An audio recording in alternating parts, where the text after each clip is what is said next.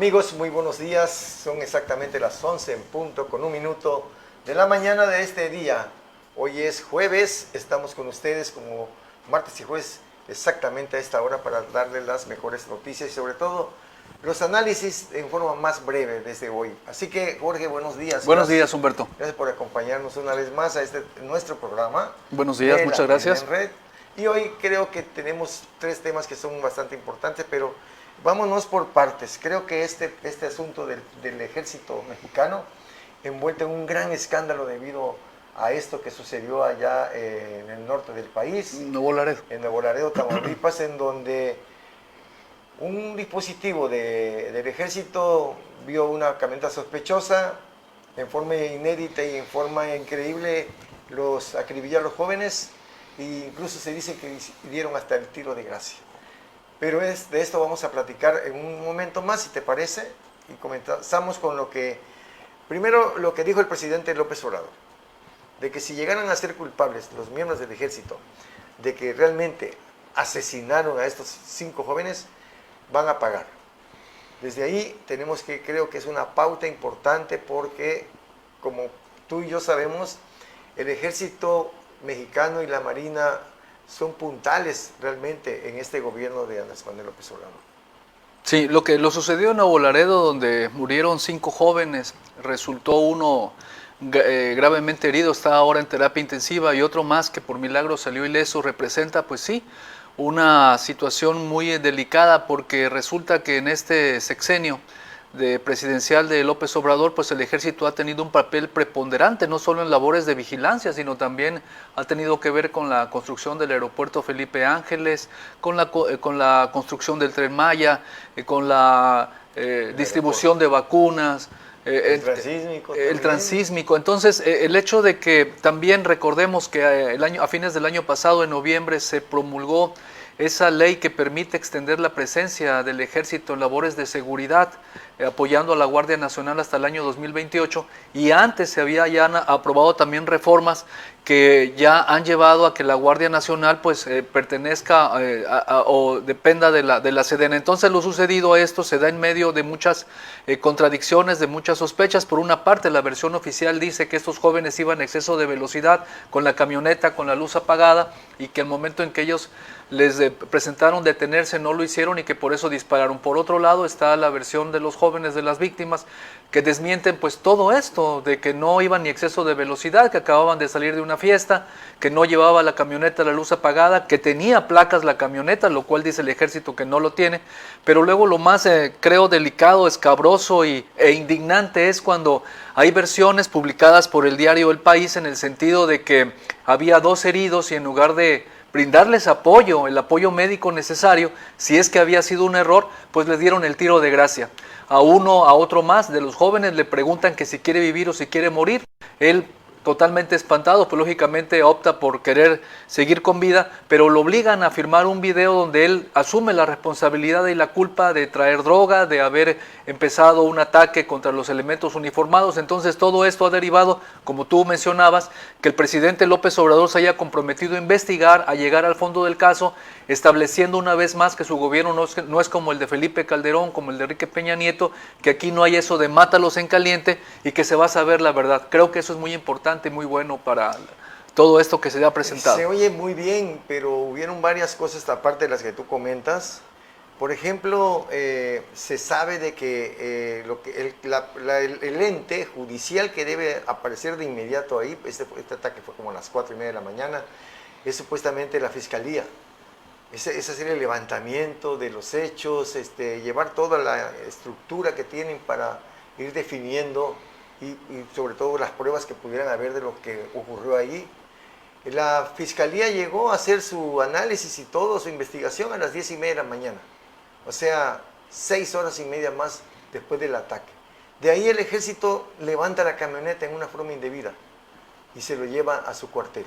Hay un video por ahí que tenemos donde se ve que, miembros del ejército son atacados por los mismos pobladores de ese sitio, de ese lugar donde eran originarios estas personas. No eran jóvenes, eran hombres normales. Entonces, lo que te quiero comentar es que Es sospechoso que la Fiscalía no haya hecho su trabajo como debe de ser, aunque haya sido un asunto del ejército, es un asesinato en una ciudad, no estamos en tiempos de guerra, o sea, esto se debe haber respetado, pero llega muy tarde en una forma sospechosa. Y ya cuando el presidente también comenta que va a intervenir la Comisión Nacional de Derechos Humanos para investigar, pues ahí me queda también un poquito de dudas, porque tú sabes quién es la nueva dirigente. Claro, una simpatizante del presidente López Obrador, entonces, que normalmente siempre se ha preocupado por defender más una posición oficial que por estar lo que debe ser su papel, está del lado de quienes han sido violados en sus derechos humanos. Entonces, este planteamiento que tú expones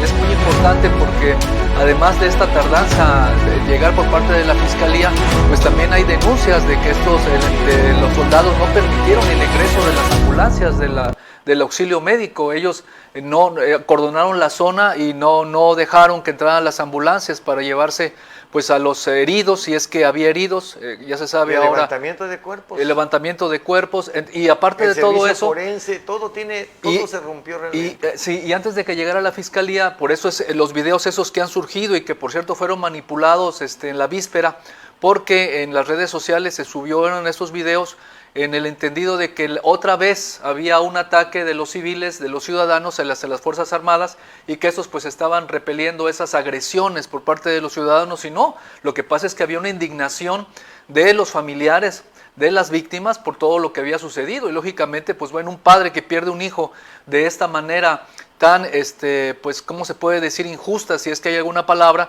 una forma que no tiene ningún tipo de explicación, pues lógicamente ellos estaban desesperados y se da a entender o se está evaluando que sí hubo un abuso de autoridad por parte de los elementos del ejército, y eso es lo que tendrá que investigarse. Ojalá que realmente la palabra del presidente tenga un efecto importante en los altos mandos del ejército, y que si cometieron un delito y que si realmente fueron asesinados a mansalva, sangre fría, pues estos soldados sean llevados a juicio y castigados conforme a la ley.